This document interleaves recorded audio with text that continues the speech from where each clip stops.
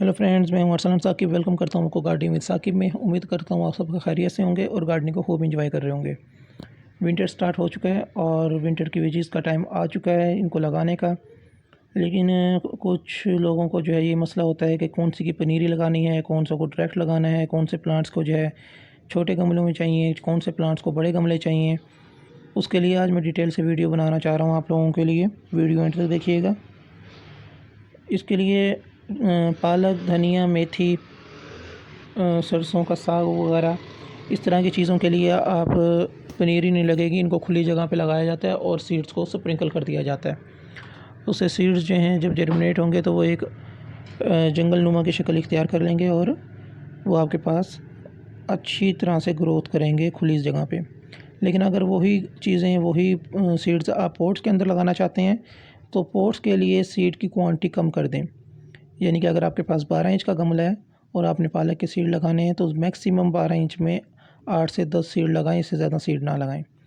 ज़्यादा सीड आपके जर्मिनेट हो जाएंगे इजीली, 4 से 5 दिन के अंदर हो जाएंगे, लेकिन वो जंगल नुमा शक्ल इख्तियार कर लेंगे, लेकिन उनकी ग्रोथ जो है बहुत कम होगी। उनका पत्तों का साइज़ जो है बहुत छोटा हो जाएगा और आप कहेंगे कि शायद ये बेबी प्लांट्स हैं, ये बड़े ही नहीं होंगे।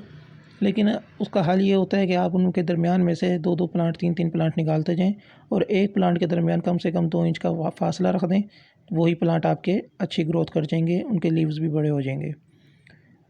छोटे प्लांट्स के लिए जो है पालक हो गया, मेथी हो गई, धनिया हो गया, पुदीना हो गया, इनके दरमियान में स्पेस बढ़ानी पड़ती है। स्पेस थोड़ी ज़्यादा होगी तभी इनकी रूट्स जो हैं वो नीचे अच्छी तरह से डेवलप हो पाएंगी और इनकी ऊपर ग्रोथ जो है अच्छी होगी। सॉइल जो आपने मीडियम यूज़ करना है वो काऊ डंग और सॉइल, इन दोनों का मिक्सचर 60 to 40%, 60% सॉइल, 40% काऊ डंग और 30% भी अच्छा है। 30% काऊ डंग, 70% सॉइल, इस तरह से भी गुजारा हो जाता है। लेकिन इसमें आपको दोबारा न्यूट्रिएंट देने पड़ते हैं। जब आप हार्वेस्टिंग करेंगे अपने प्लांट्स की, हार्वेस्टिंग के बाद आपको एक दफ़ा दोबारा आपको अपनी सॉइल को न्यूट्रिएंट्स देने पड़ते हैं, उसको बूस्टर देना पड़ता है।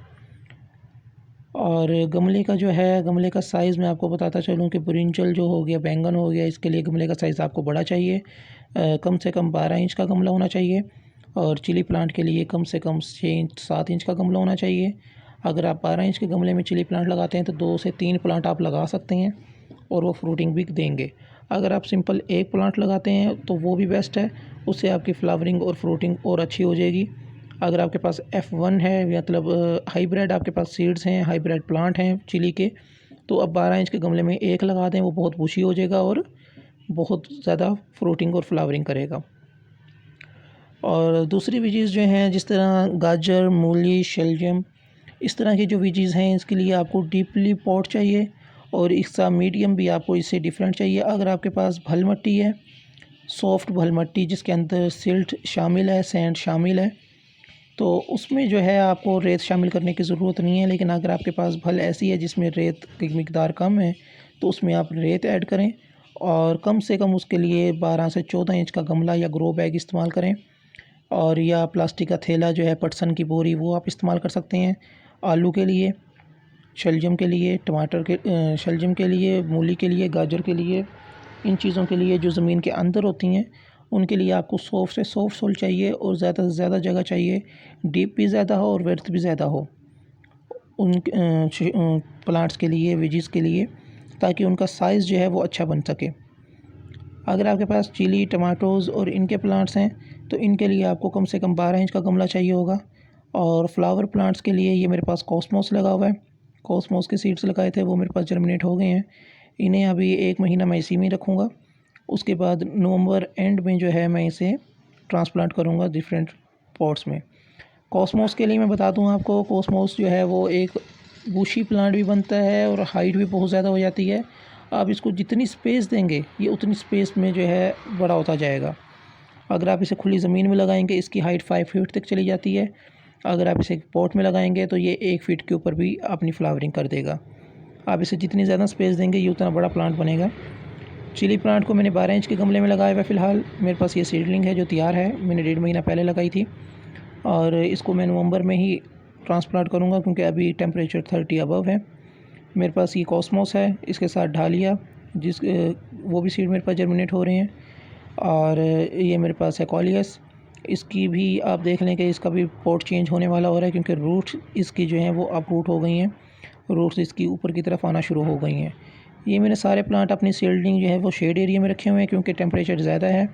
आपके पास भी अगर टेम्परेचर ज़्यादा है तो उसे अपने सीड्स को शेड एरिया में रखें और रेगुलर पानी दें। अगर आपके पास प्लास्टिक कवर है तो प्लास्टिक से कवर कर सकते हैं, उससे आपकी जर्मिनेशन रेट जल्दी हो जाएगा, जर्मिनेशन जो है वो जल्दी होना शुरू हो जाएगी सीड्स की।